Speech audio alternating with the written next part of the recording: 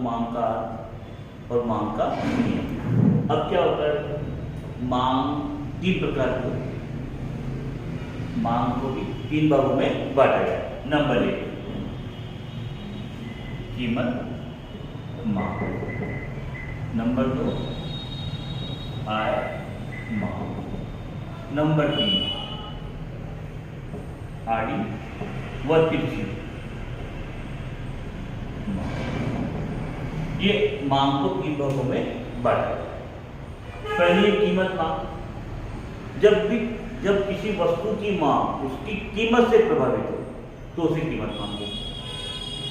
किसी भी वस्तु की मांग उसकी कीमत से प्रभावित हो तो उसे क्या कहेंगे, कीमत मांग। जैसे आप सब्जी खरीदेंगे, ये सोच के जैसे 10 रुपए किलो आलू, 8 रुपए मिल गए तो ज़्यादा लेके आएंगे, 2 किलो लेके आएंगे। हाँ। अब आपको कहता है 8 रुपए किलो ले जाओ, तो आप कहोगे 3 किलो दे दो। वो कहता है 20 रुपए किलो है, तो आप कहोगे 1 किलो दे दो। तो ये कहलाती है कीमत मांग। मतलब जब किसी वस्तु की मांग उसकी कीमत से प्रभावित हो तो उसे कीमत मांग कहते हैं। दूसरी होती है आय मांग। जब किसी वस्तु की मांग उपभोक्ता की आय से प्रभावित हो, विलासिता की चीजें वो अलग। अच्छा, जब किसी वस्तु की मांग उपभोक्ता की आय से प्रभावित हो तो उसे आय मांग कहते हैं। जैसे उपभोक्ता की सामान्य तौर पे क्या होता है कि आय से प्रभावित होने वाली वस्तुओं को 2 भागों में बांटा गया है।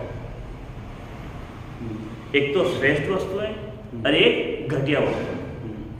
भाई साधारण तौर में तो आप ये सोचते हो आय बढ़ गई, क्वालिटी वाली लेने लग जाएगा। आय बढ़ गई, वस्तुओं की मांग बढ़ा, आय घट गई, वस्तुओं की मांग घट जाएगी। लेकिन ऐसा नहीं है। वस्तुओं की प्रकृति के आधार पर आय मांग को 2 भागों में बांटा गया है। एक तो ये सामान्य वस्तु या श्रेष्ठ वस्तु, दूसरी होती है घटिया या निकृष्ट वस्तु। अब जो आय मांग है इसमें जो सामान्य वस्तुएं हैं, सामान्य वस्तुएं, इसमें क्या होता है, सामान्य वस्तु में क्या होता है, अगर उपभोक्ता की आय बढ़ जाती है तो इन वस्तुओं की मांग बढ़ जाती है, और अगर आय घट जाती है तो इन वस्तुओं की मांग घट जाती है। जैसे आप ले लो, मैं ऑयल लेना चाहता हूँ खाने का। अब ऑयल, खाने का ऑयल है, मिलता तो कितना 130 रुपए का। अब मेरी इनकम अच्छी हो गई तो मैं 240 रुपए लीटर वाला खरीदने चला जाऊंगा। नहीं, वहां पे लागू नहीं होगा। तो सामान्य वस्तु है, ऐसा नहीं होगा। जैसे आप देसी घी लेते हो, हाँ। अच्छी वस्तु है तो आपकी आएगी, उसमें भी 10,000 नहीं, क्वालिटी से मतलब नहीं, 10,000 रुपए थी तो आप 1 किलो खाते थे। 20,000 हो जाएगी तो आप 2 किलो ले लो उसी घी को, क्योंकि अच्छी वस्तु है, श्रेष्ठ वस्तु है। ये होता है सामान्य वस्तु या श्रेष्ठ वस्तु। मतलब जिसकी इनकम बढ़ती है वो जबरदस्ती खाएगा, अगर उसके पेट नहीं कहता कि नहीं, वो चीज अलग है, वो चीज है, लेकिन लेता तो ज्यादा ही है ना। जैसे आप एक आइसक्रीम लेने गए, ठीक है, अब अच्छी चीज है, इनकम बढ़ गई, 2 लेके आ जाते हो।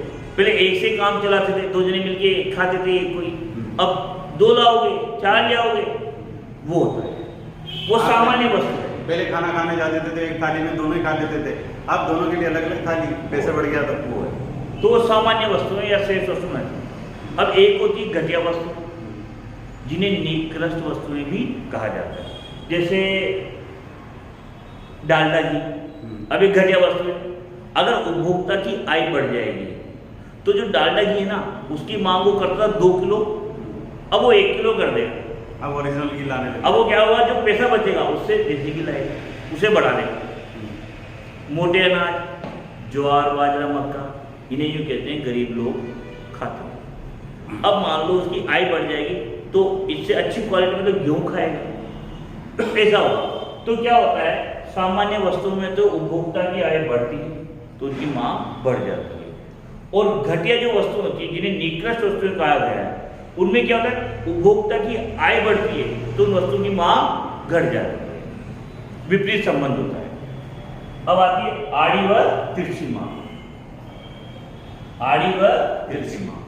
अब आड़ी और तिरछी मांग का तात्पर्य होगा कि एक वस्तु की कीमत में परिवर्तन होता है तो उससे संबंधित दूसरी वस्तु की मांग में परिवर्तन हो जाता है। ये कहलाता है आड़ी व तिरछी मांग। जैसे कचौरी और समोसा ले लो आप, या कॉफी और चाय? अब देखो कैसे कचौरी की कीमत बढ़ गई। कचौरी की कीमत थी पहले 5 रुपए, अब हो जाएगी 10 रुपए। समोसे की कीमत वही रही 5 रुपए। तो क्या हुआ, अगर कीमत बढ़ गई कचौरी की तो समोसे की मांग बढ़ जाएगी। कीमत इसकी बढ़ी है और मांग उसकी बढ़ गई। तो बोलता है आड़ी व तिरछी मांग। मतलब जब किसी एक वस्तु की कीमत में परिवर्तन होता है। समान संतुष्टि देने वाला, समान संतुष्टि देने वाली एक ही वस्तु नहीं, ऐसा कुछ भी नहीं। अच्छा, संबंधित तो नीचे वस्तु है। संबंधित। संबंधित। तो इसमें तो दोनों अलग है। ये दोनों संबंधित है। एक आलू कचौरी समोसा, एक आलू की चीज है, एक दाल कचौरी है। नहीं सर, जिसको नहीं। दाल कचौरी पसंद है, आलू की मना है, तो वो कैसे खाएगा उसको? नहीं नहीं नहीं, ऐसा नहीं। ये दोनों से ही पेट भरता है। ये नहीं मिलती कचौरी तो आदमी समोसे से काम चला लेता है, और जब समोसा नहीं मिलता तो कचौरी से काम चला लेता है। ये चाय और कॉफी, चाय नहीं मिली कॉफी ले लेगा। अब जैसे मान लो चाय और कॉफी, चाय की कीमत बढ़ जाए, 5 रुपए की चाय 20 में मिल जाए तो व्यक्ति क्या करेगा, कॉफी पीने लग जाएगा। बट उसमें ये भी तो होता है ना, कॉफी में स्ट्रॉन्ग होता है, वो 2 चाय के बराबर एक कॉफी है, और इधर एक चाय है। इतना नहीं देखता इंसान, इतना नहीं देखता। नहीं, स्ट्रॉन्ग तो इतनी होती है ना उसमें। वो चीज Recording जो भी रहती है। वो साइंस में चली जाती है सर, साइंस के हिसाब से नहीं देखता वो तो सामान्य वे में देखता है इंसान। चाय पीने गया, चाय की कीमत ज्यादा है, कॉफी ले लो, उससे काम चला लो। कॉफी की कीमत बढ़ जाएगी, ज्यादा हो जाएगी तो चाय से काम चला लेगा, इस तरह। तो इसमें क्या होता है, आड़ी और किसी मांग में ज्यादा, जब एक वस्तु की कीमत में परिवर्तन होता है तो उससे संबंधित दूसरी वस्तु की मांग में परिवर्तन हो जाता है, तो उसे आड़ी और तिरछी मांग कहते हैं।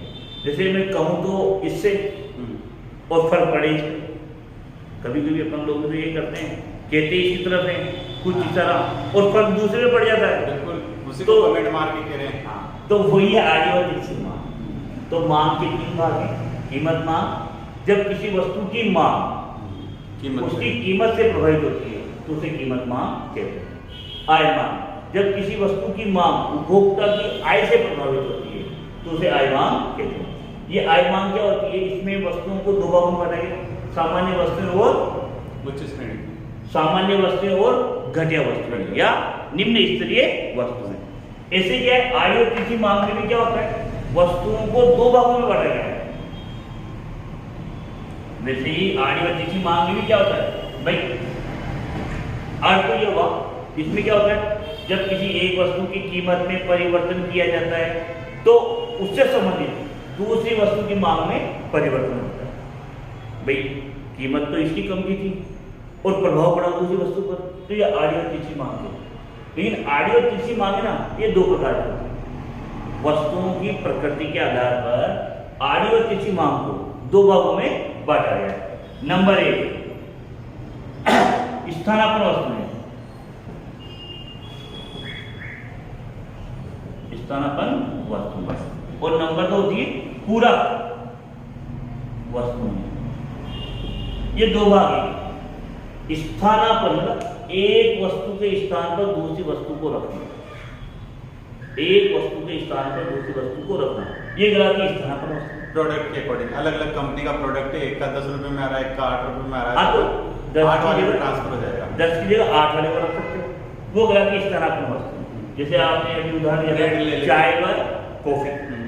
भाई चाय की कीमत बढ़ेगी तो कॉफी की मांग बढ़ जाएगी। अच्छा, तो इसमें जो संबंध होता है वो होता है सीधा संबंध, धनात्मक। एक वस्तु की कीमत में वृद्धि हुई तो उससे संबंधित दूसरी वस्तु की मांग में वृद्धि हुई। शर्त ये होती है, इधर तो हो कीमत, इधर हो मांग। जैसे चाय, अब चाय की कीमत बढ़ी तो कॉफी की मांग क्या हो जाएगी, बढ़ जाएगी। अगर चाय की कीमत घटी तो कॉफी की मांग घट जाएगी। तो इनमें होता है सीधा संबंध, स्थानापन्न वस्तुएं। ऐसे क्या होता है, पूरक वस्तुएं।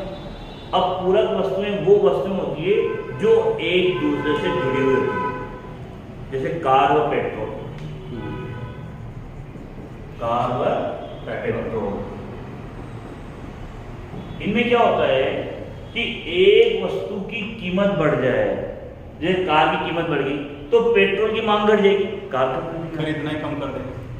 अगर कार की कीमत घट जाए तो पेट्रोल की मांग अपने आप ही बढ़ जाएगी, क्योंकि ये एक दूसरे से संबंधित।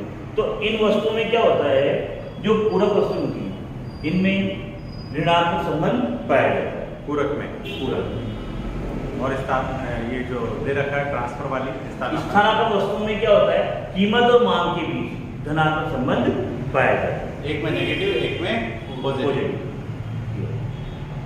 तो इसके बाद ये मांग के बारे में शॉर्ट वीडियो है, विस्तार से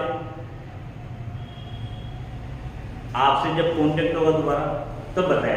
अगर आपको मांग के बारे में इससे ज़्यादा जानकारी लेनी है, विस्तार से पढ़ना है, तो कोचिंग पर आए और कांटेक्ट